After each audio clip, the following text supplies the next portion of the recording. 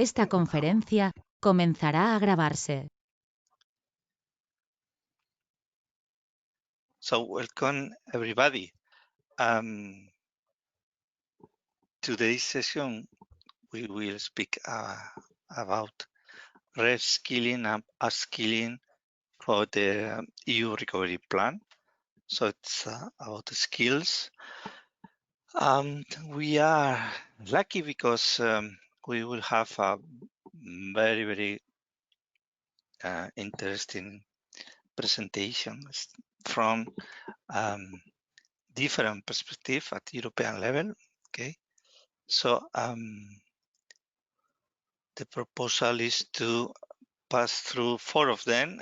Typically, we try to dedicate only 20 minutes to the conceptual framework, but I fear that today we will need more time for sure. Okay, so we will start immediately. I don't know if Joao is with us at this moment. I don't see him. So we will change the order, okay, just to not to lose time. Joao told me yesterday that he could have some schedule problems. Okay, so Andre, bonjour, are you there? Can you speak? Yes, good morning. How are you doing? Good morning. Thank you for joining us today. I will present you in the screen your slides. Okay. Right. Just one moment.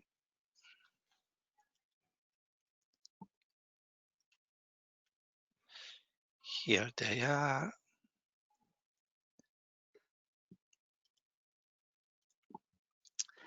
Now we have the first slide in the screen. Yes. Andre. Okay, very good. So I will briefly present myself. Actually, I spoke at one of your meetings some weeks ago. So I'm in DG Grow in the Directorate General that deals for industry, entrepreneurship, SMEs, and internal market. And particularly, I've been working on skills with my colleague from DG Employment. And what you see on the screen is the different industrial ecosystem which have been identified by the European Commission and are key element of the industrial strategy which was adopted last March. So there are 14 of them, and you see that some of the topics are highlighted in blue. And the reason why this has been done is because in those ecosystems, we have partially or in some cases they are different blueprint for sectoral cooperation on skills. The concept of the blueprint for cooperation on skills was introduced some time ago and pioneered since 2018 in a certain number of sectors. So you have within this 14 ecosystem, you have already 11 blueprints. And what is interesting with the blueprint is that large-scale consortium were invited to develop a shared vision and strategy for their sector and value chain to identify solutions. And then, of course, the next step was to promote the uptake of these solutions. At the time we designed the blueprint, we were not able to provide large resources and funding. But it was really a nice pioneering way to move ahead.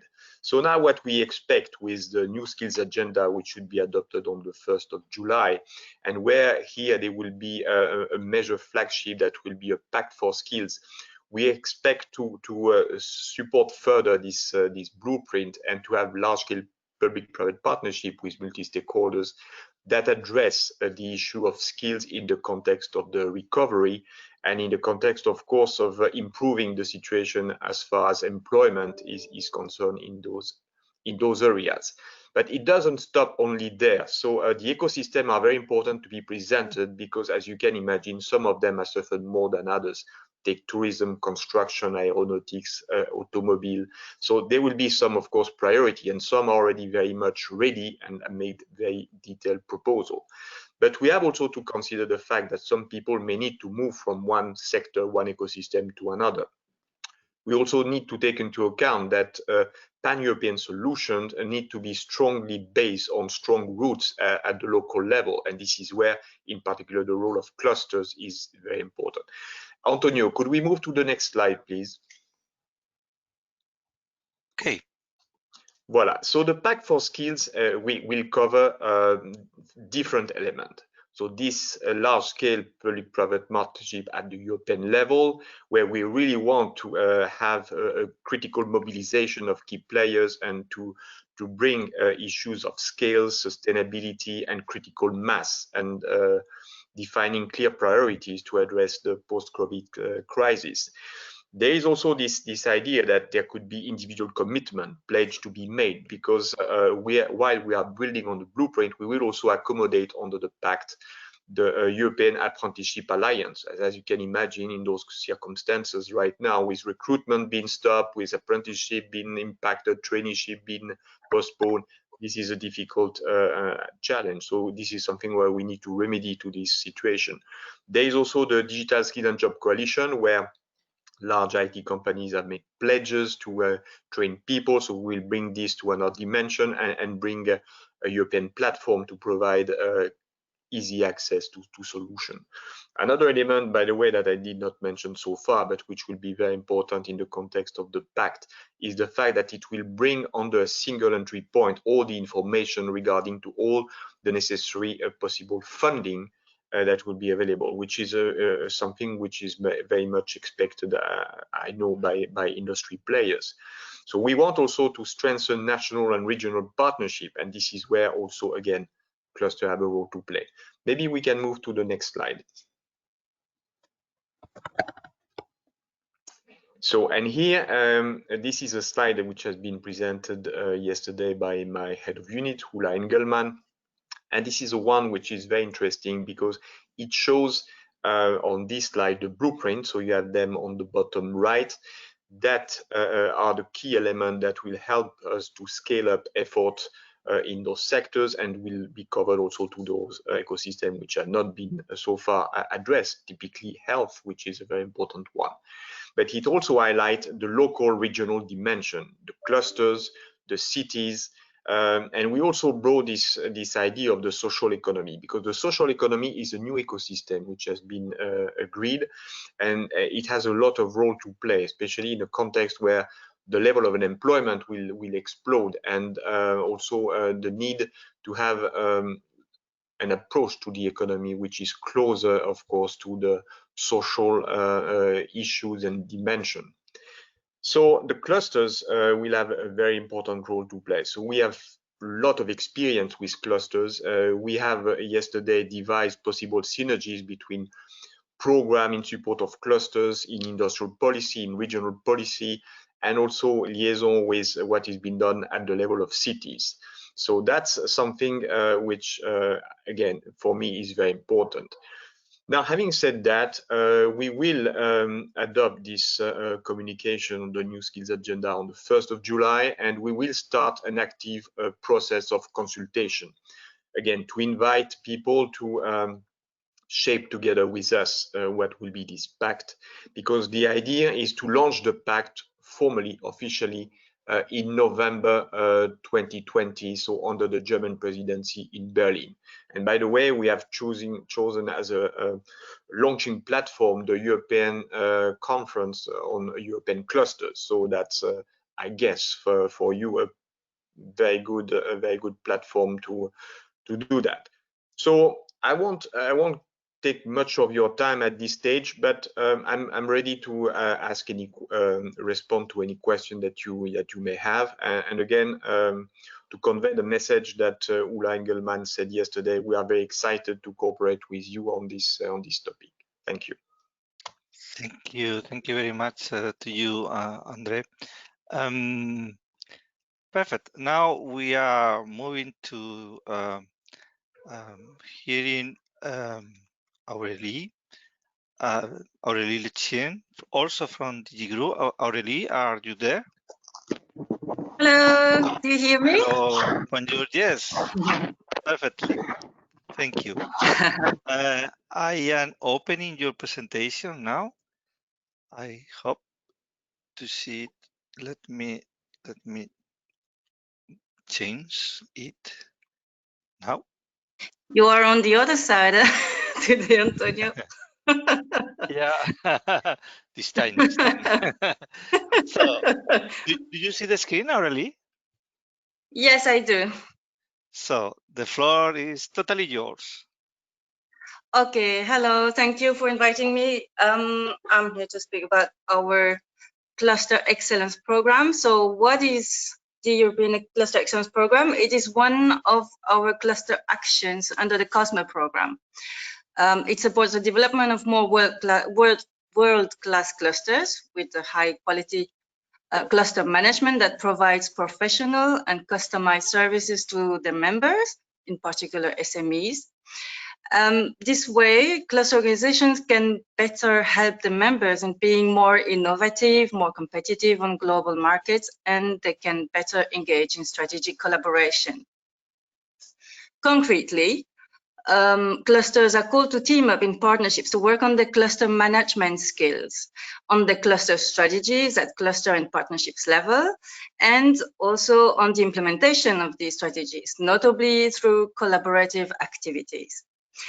So to further strengthen the interregional collaboration element between industrial clusters across Europe and the capacity building of cluster organizations and the members, we have also tasked the partnerships with the implementation of a new mobility scheme named the Cluster Excellence Mobility Scheme.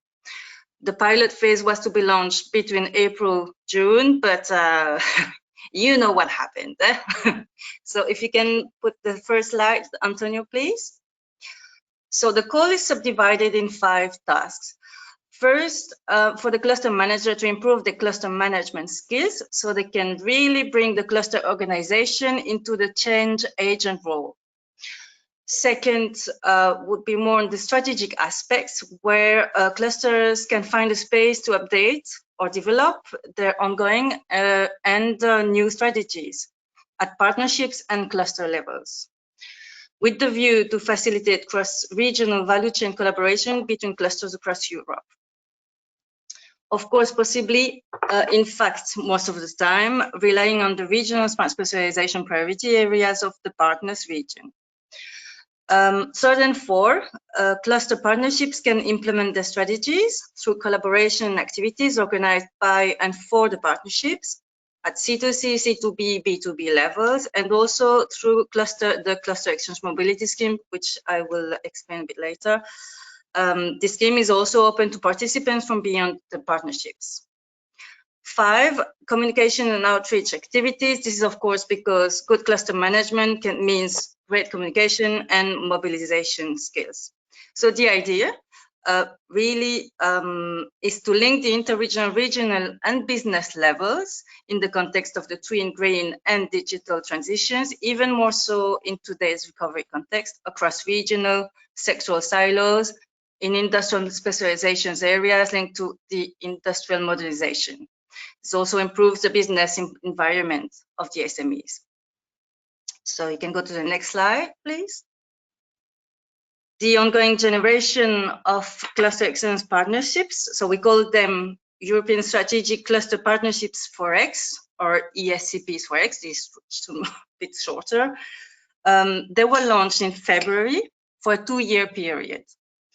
So this generation is composed of 13 cluster partnerships, gathering 69 cluster organizations from 21 COSME countries. Most of them are mature cluster organizations. They are working on health, mobility, textile, energy, construction, etc. They are, of course, all embarked and working towards the green and digital transitions in their respective industrial areas. Several partnerships have also made reference to the skills gap in the project, even though it wasn't so highlighted in the core. Objectives proposed by the project are right in line with what I just explained before. You can also see a non-exhaustive list of the tools they will have resort to. One major benchmarking tool is cluster management. In cluster management is the European Cluster Excellence label. this initiative that was launched by the Commission over 10 years ago, the European Cluster Excellence Initiative, and that was later continued by an external operator independently for the Commission. The label exists in bronze, silver, and gold, depending on the development and professional stage of the cluster organization. The labeling scheme, now we are following this revision process, which it's going through very closely, but this is another story. Yeah? So for more information, I invite you to check out the new section dedicated to ESCPs for X on the ECCP, on the European Cluster Collaboration Platform. We can go to the next slide. So the Cluster Exchange Mobility Scheme, it is inspired from the Erasmus for Young Entrepreneurs program.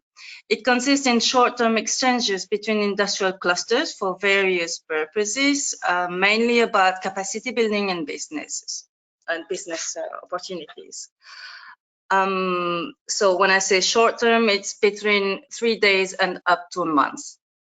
So in practice, a visiting organization receives a financial contribution under the form of a lump sum to visit a partner in a cluster from another customer country with the view to work on one specific objective relating to capacity building, technology uptake, new market exploration, networking, you name it.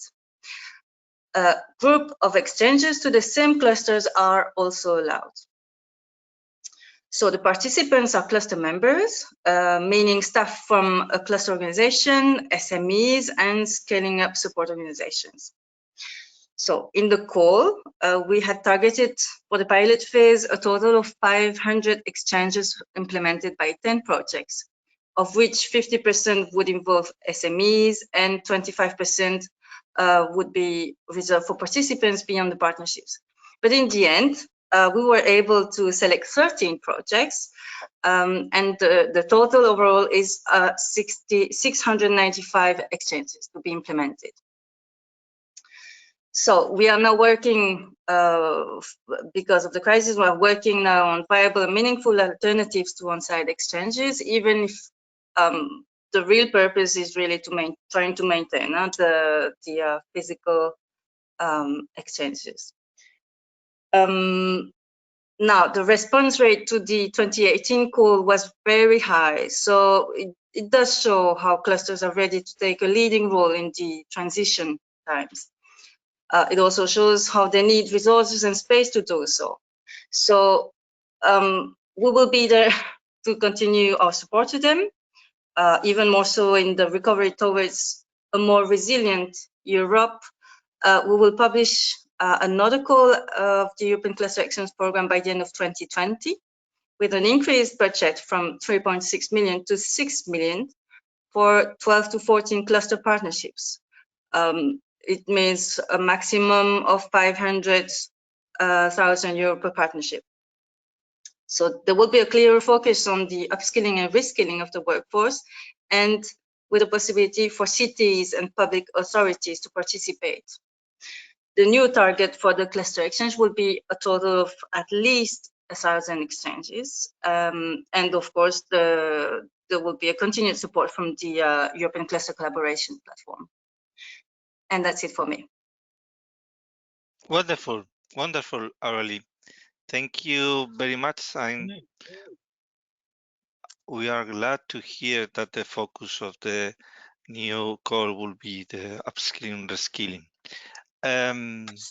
We will return to you for sure soon, but before we will hear Cristina Urtiaga with some very concrete examples of what clusters are doing in this area. Okay, just to go to the field. Welcome, Cristina. Okay. Hello, welcome everybody.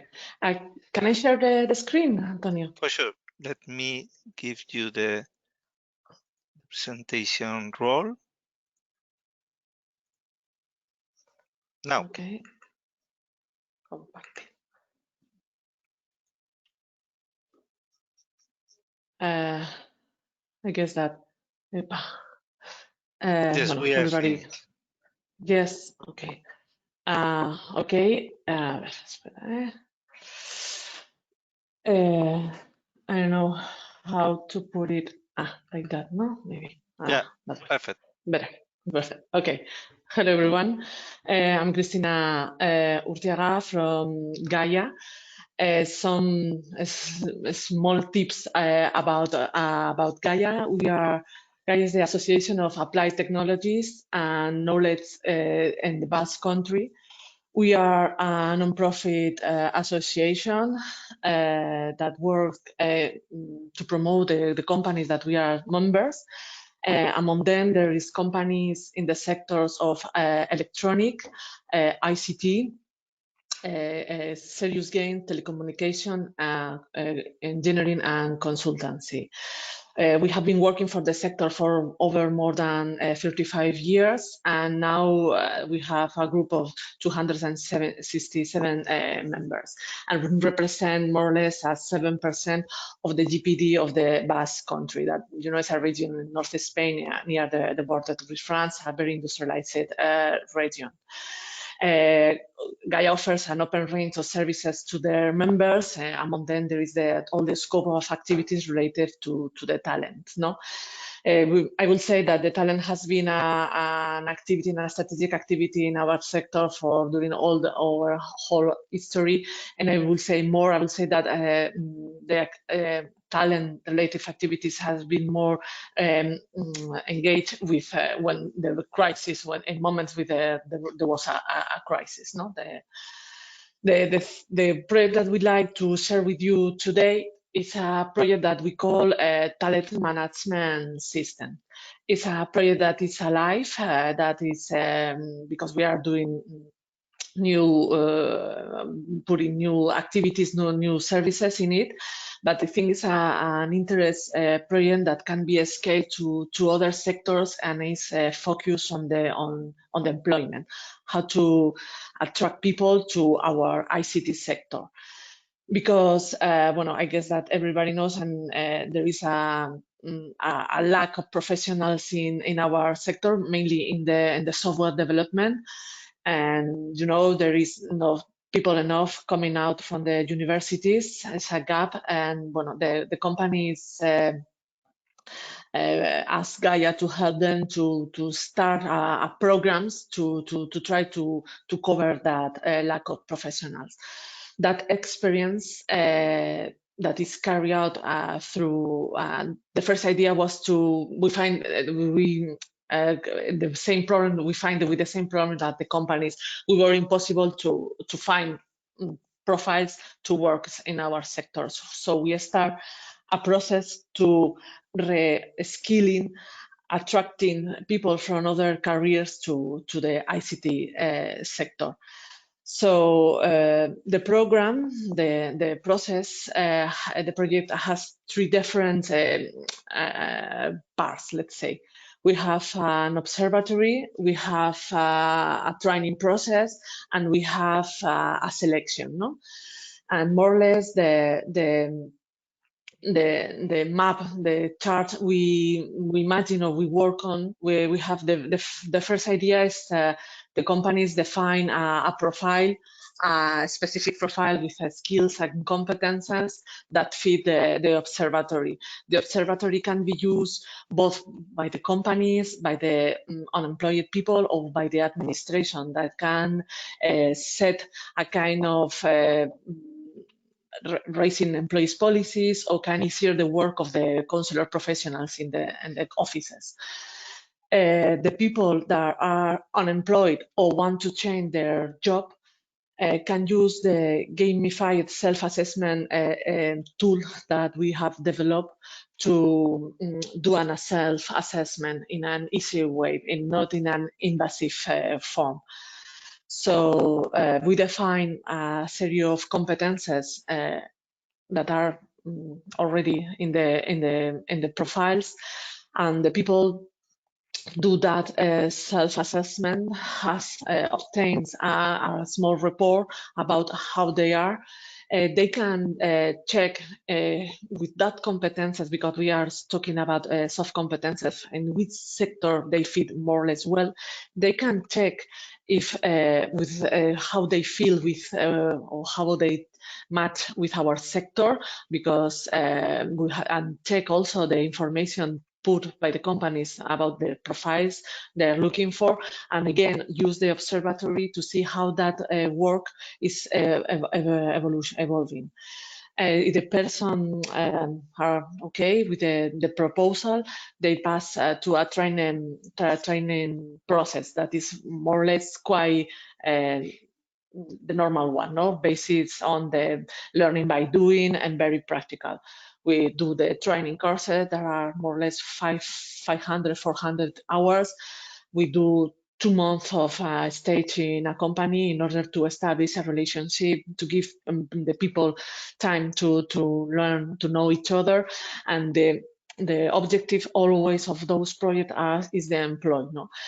And we have, well, more or less nice range of a percentage of 60, 50, it depends on the group also, of success. No, the people after doing that process stay in the companies that we want, because we have people coming from history, chemistry, biology, or maybe to administration. Yeah? So we have an integrated ecosystems that the first thing we have is the observatory. And sorry, because the tool is in Spanish, no?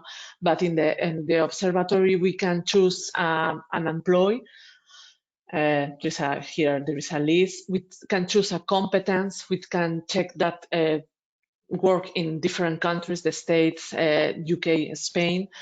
We can see how that work, that position evolves in the time. Then, for example, we have the health of the employee. It's an employee that is going up, or on the other hand is stuck.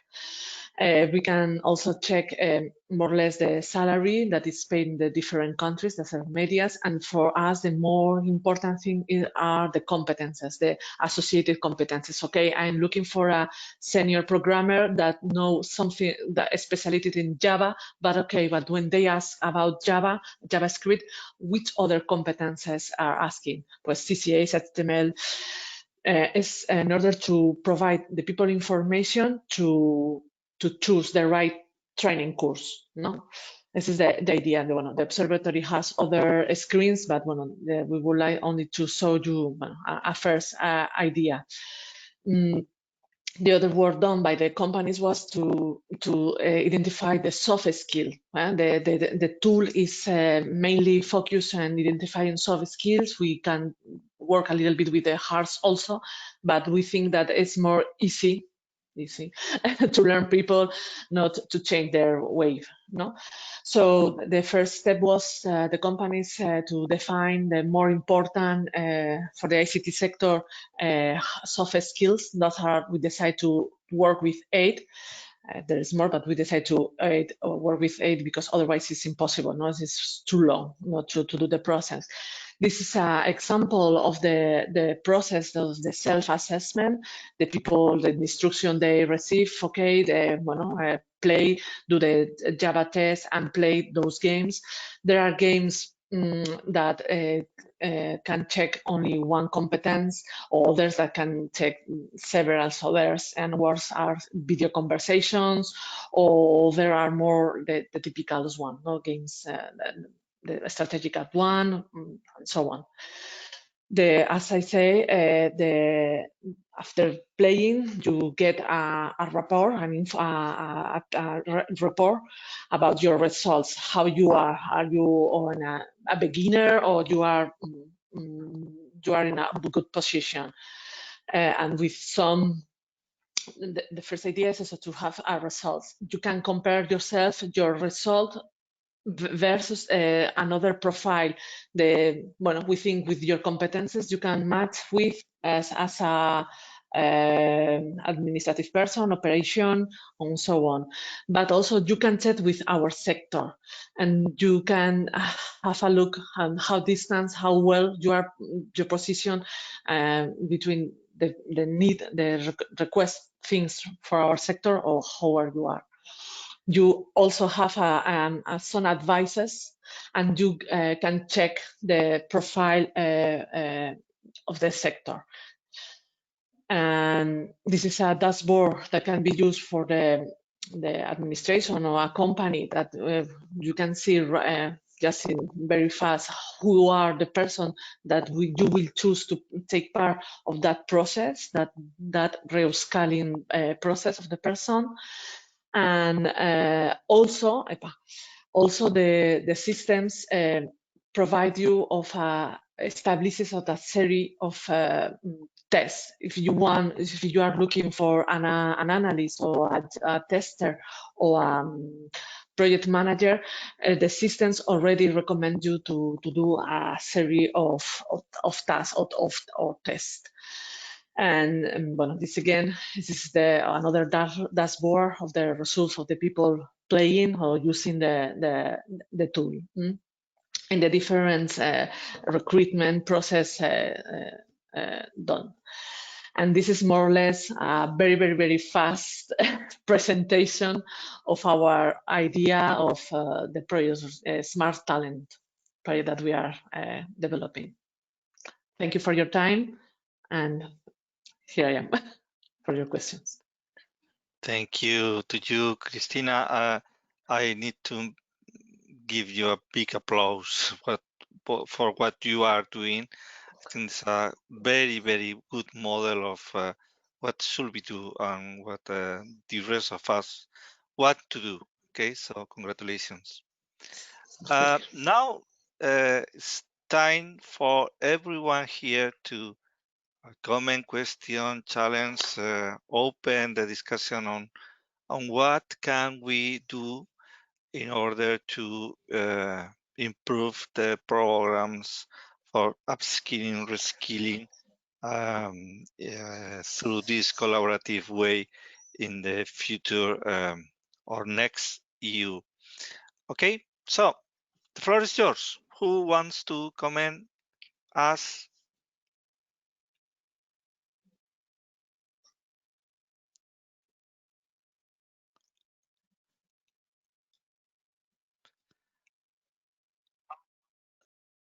Lucia.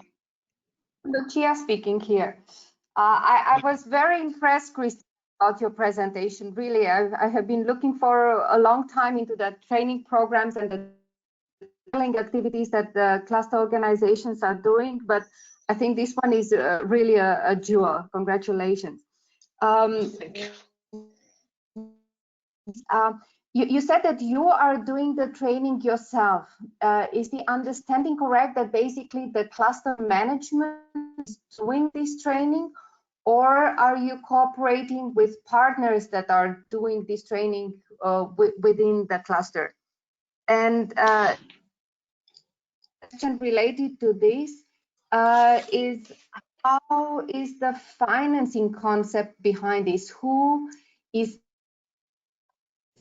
program? Because you mentioned people are coming from history, so from various other sectors with different backgrounds, and are getting trained into the digital with digital skills. That's my understanding. That's the direct. It's ICT going.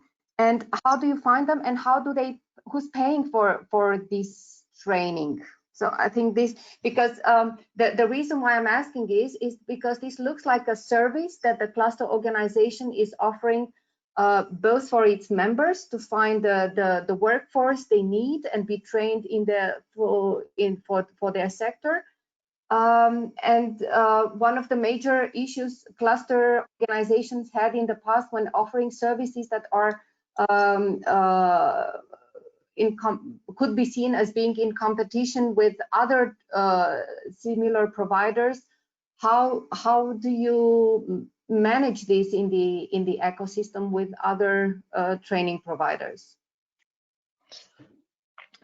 Bueno, among our members, there are companies that, as well as they work for ICT or they do develop software, they do also do training people. So we normally do that services because we don't know nothing about programming. It's a service that we subcontract. We establish with the companies the program, no, the materials that the students need to be done. But we subcontract that service. Normally, we do with another associated member. And how we finance that? We normally go through the regional authority or a national authority that has programs to upscale people or reorient, and we get the money from there, because really the companies don't pay for it. The companies don't pay for it. It's free for them. Is that they pay in the time they invest in training the people during those 2 months when they are testing also, no, the students, and defining the project that the student have to be done, must done. Yes. But Cristina, this is in the case of this program, because my experience is that companies are willing to pay for training, for at least in my cluster, in other clusters. So you are speaking about all your programs or just for this program? No, I will say 90% of this project.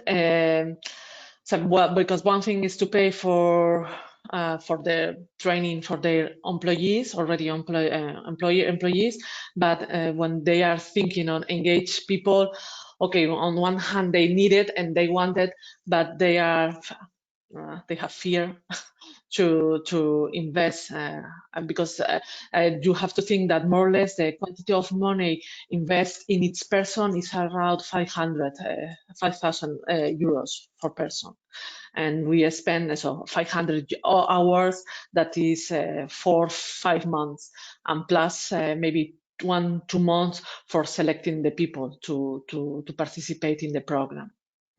But you are giving also training for the employees, no?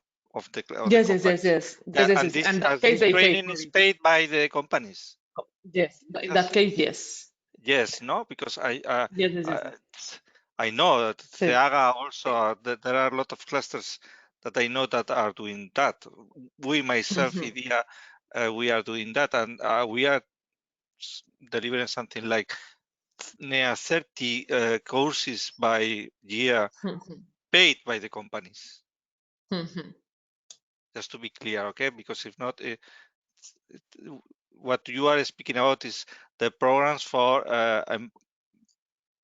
train young people, mostly, I suppose, no? Sí, bueno, we have experience, most of the experiences for people less than 30 years, people that did a career, start working, it's not for them, they change, they pass to one work to another, and maybe they want to work in a future, with a good future sector, like the ICT one, no? So they have had bad experiences and they want to reorient themselves. Also, we have the experience with people moreover than 30 years old, and people with 45, 50, and those people were also fantastic in the program, because you have another background, you have another abilities, so the match in the company may be relating with the activity, your abilities is easier. It's smooth. It's more smooth. You are more mature. Yes. Yes. I have a question for Cristina. It's Aurélie. Can I speak? Yes, for sure. Aurélie, go on. Okay. Thank you. For sure. Thank you.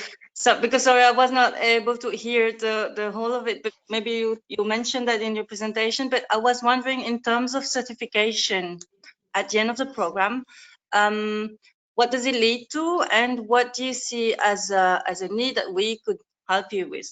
Because I know you can undertake many learning processes, but in the end, it has to be recognized somehow if you move from companies to companies. So what is There your approach. Thank you.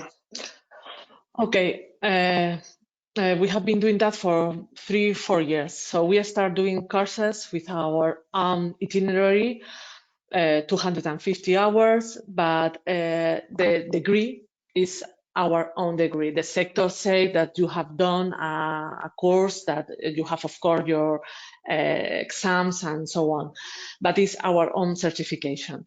Now we are testing or trying what I don't know how it's called in English, but we have in the assistance that recognize as with depending on how many hours recognize you, and you get an official degree.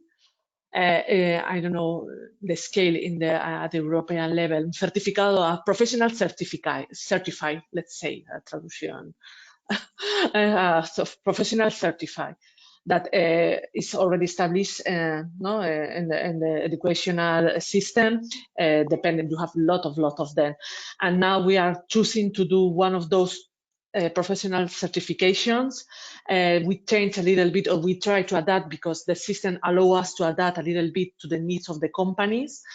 And so that way the people has an official paper saying that you pass an exam, and we think it's a valuable thing for them. Now also we try to advise the people, or include in the program, for example, Scrum certification that is also very valuable for the companies, or to obtain a software .NET certification. But not all the programs are allows you to certify, and also that requires more time in the process. But we think if we have the time and we have the money to pay for the students that certification, we think that is very, very important for and valuable for them. Yeah, time and money. Yeah, money. Always money.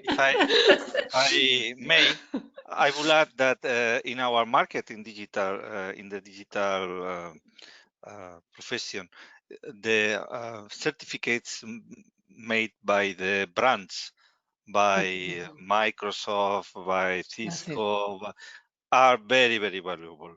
And in our programs, we mostly try to give the trainers the possibility to certificate with the brand.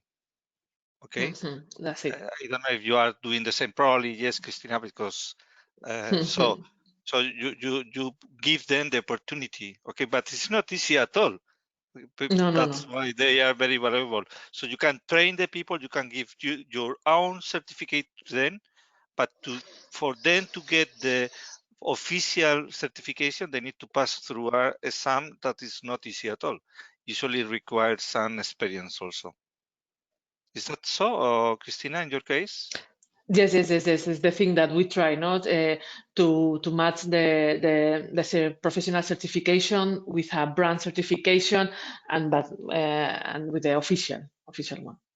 So we combine both what we do with our members and the possibility to go for the official ones. Oh, that's it.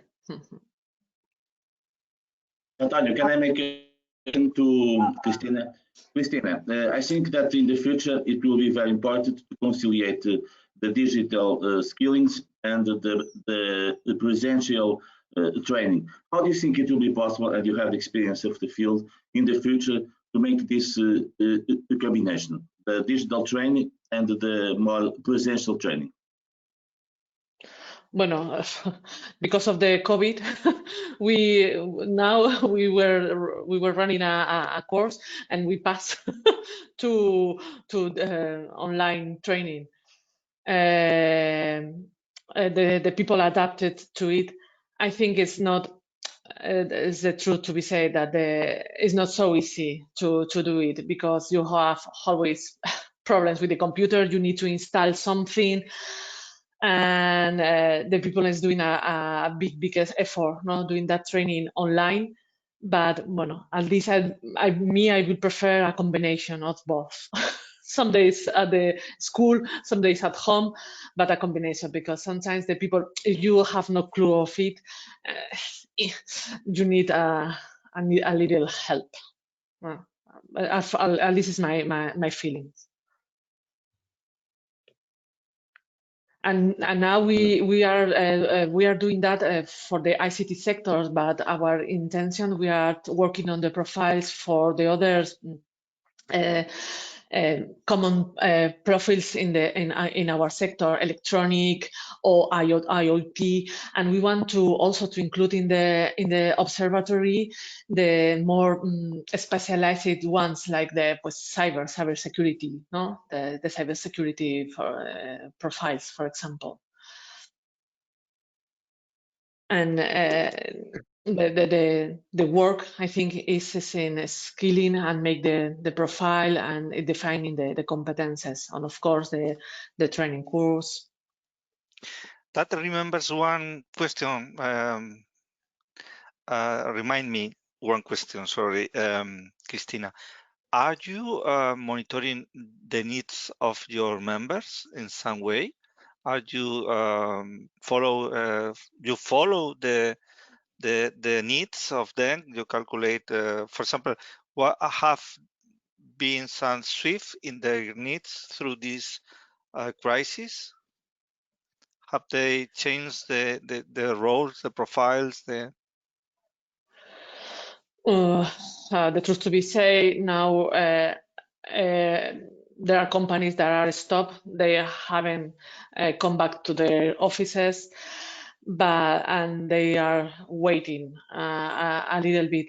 But yes, we track the needs of the companies before starting a program. We talk with them and say, hey, what do you want us to, in which area, in which material? Because we change every year, no? We do a questionnaire, and they answer us, okay, I'm more interested in that technology, surrounded by that other one, and it's the way we decide which training course to do. And now we check, and we, as well as we are checking all the data, no, R&D, exportation, and turnover of the companies. Yes, we are tracking the workers' needs that at the moment they are stopped, more or less. Cristina, one question, Lucia speaking again. I think it's fantastic that you mentioned that the whole process is made possible via the public support from the regional funds, and I think that's exactly an idea how the cluster intervention can be fruitful and impactful in the ecosystem. Mm-hmm. The question is as well: do you work with employment offices to attract these people that you are saying either below or over 30 years? How do you find them, or do you work together with players in the region to attract these kind of clients, if I would call? Yes. Yes, yes. We work with the local agencies, employee agencies, to find the people. We do headhunting through the internet portals. We do everything we can in order to find the people, because the hardest thing is to find the people. We do presentations, announcements, we do meetings with the groups to present the project. We bring experiences for past years to present their experience in the sector, and it's about how we work. We need, of course, the help of the local authorities, the employee authorities to find the people. And for that, we think is that it's a whole system, no, that is usable for all, no, for the companies, because they have the observatory to see which positions are being asked in other countries. Or we can identify also new profiles, new positions that will come to Spain. No, if we see that in the state they are asking for whatever, we think that sooner or later that technology will come to us. It's useful for the universities to plan their training careers. Of course, for the local authorities, that their objective is to help people to find a job. We are willing to we are open-minded to accept people with other skills, no? And we think that more or less we cover all the whole value chain. In my experience, Christina, and I'm sure that is similar to you, universities and vet center, the professional training center, are critical for providing us with employees, with future employees. Is that so? I think that you have a lot of agreements with universities, not only in Spain. Yeah. For example, we work with the Internet University. We work in Colombia to establish their kind of laboratories to training people, and to have there also a base of possible workers in the sector. That's very important, because I want to highlight that for us on training, on skilling, the relationship with the professional centers and the universities is critical, at least for us. Yes. We collaborate with them. We have the people doing practices in our companies. We check with them the programs, and the relation is very close. No, they are part of a cluster. They are part of those. They are one of our members also. More questions, more comments. Okay, if I may pose a question, Christina, one of the most interesting parts of your presentation was in these slides. You mentioned their emerging profiles, and given that some reskilling has a significant reskilling cycle, so it takes time, are you developing any work to try to determine what are the future needs of the market and the clusters in order to prepare new skills for those particular needs? And here I would place as an example, now with the new sustainability objectives of the Green Deal, are you doing some proactive work as to determine the skills that are necessary and doing that reskilling proactively? The systems, the observatory will provide us that information, the new and needed profiles. But at the moment, we are working not in the future. What we are working in what pressures us or companies. No. The idea is that to go a step further and to act, not to react. This is the idea, but the truth is that nowadays we are not doing that future work. Okay, thank you.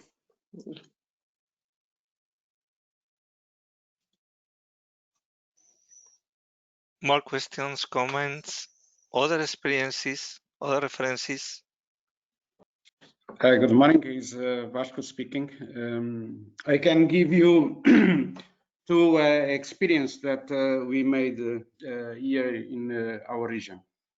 One was not to try to find people with expertise or technical expertise, but to try to decrease the effort that an expert has in a small company that usually he have to develop and to go to the clients and so on. So what we have done is try to find people in other areas like philosophers or psychology or teachers that were trained in order to make the interface between the expert and the client. So, and it was a different way to increase the capability of the expert to do things. So, and release him to do other activities that are very time consuming. And the other one was in fact to try to find some companies that can interact in at last years of a course with a university and try to organize projects where the students can go to the companies and work there. So it was a way also for in this case, the university to know a little bit about the reality of the companies, and at the same time, the company obtain some human resources. And at the end, most part of the students remain in those companies. So that's two experiences. That's perfect, Vasco. It's totally aligned what I think that's our reality. We don't have enough resources from the technical side. Everybody is working. Everybody that has studied telecommunication of information technologies is studying. So we need to adapt to upskill people coming from other areas for sure. Christina, I don't know if you want to comment. No, I agree, totally agree. No, that experience looks fantastic also. Thank you, Vasco. I have a question for Aurélie. I don't know if I understood well, Aurélie, but in the next cluster for exchange program, did I understood that the exchange could be between companies or members on the same cluster? No, not from the same clusters. It has to be across borders.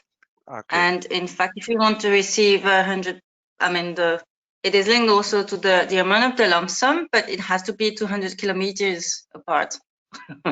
We even included the geographical. My mistake. It was very rare for me. Sorry. Okay. No problem. The program is extremely interesting. We need to promote it. Yes, we can't wait it starts, but now, unfortunately, we are thinking also about alternatives, but this needs to remain as meaningful as it tended to be. So, okay, let's see. We are now closing in close cooperation with the partnerships to see what really would best fit their needs also. Yeah, congratulations for the initiative. Ula. Yeah, I just wanted to come in on this point, and what Aurélie has presented is really the follow-up of a meeting we had when we started. At this moment, it was not yet the cluster expert group. It was the cluster forum, which we had set up as a precursor of the cluster expert group. And there, when we discussed what is needed also from the experts from the member states, it became clear that this kind of exchange is something which would be needed. And so for me, this is an excellent example of a co-creation process.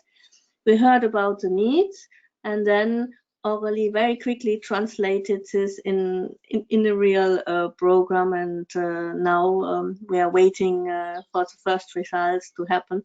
So I think it's a good example of how things can go when we work well together. Congratulations, really, for that. And it's very interesting also to know that the agenda for skill will be published next one of 1st of July, if I am right. So I propose to organize quickly another session to comment it, if you agree, okay? But it's also after the 1st of July. Yeah. Yes, but you are invited to propose one session as soon as you want to comment on it, because I am sure that we need to take a role. We are having a role, Yes. but Yeah. No, it would be very important, because then the consultation process will start, and it would be good that you can feedback then also. Okay, so there will be a consultancy. I didn't know Yeah, that. it's a proposal of the Commission, and then of course it is good to get feedback. Ah, okay, perfect. So we need to work on that for sure. Okay. So we need to close on time because we are having a test now with the cabinet of the Commissioner Thierry Breton to test the communication for the meeting that we have with him. So today we need to be on time closing the session. It has been a very, very interesting session. Thank you, Andre. Thank you, Aurélie, Ula, Cristina. Thank you especially for you too, for having, for sharing with us so excellent program. Okay, we will continue speaking about this topic for sure. Long time. Thank you very much. Bye bye. Bye bye. Bye. Bye. Thank you. Bye bye. Thank you. Bye. Bye bye. Bye, everyone. Bye bye. Thank you.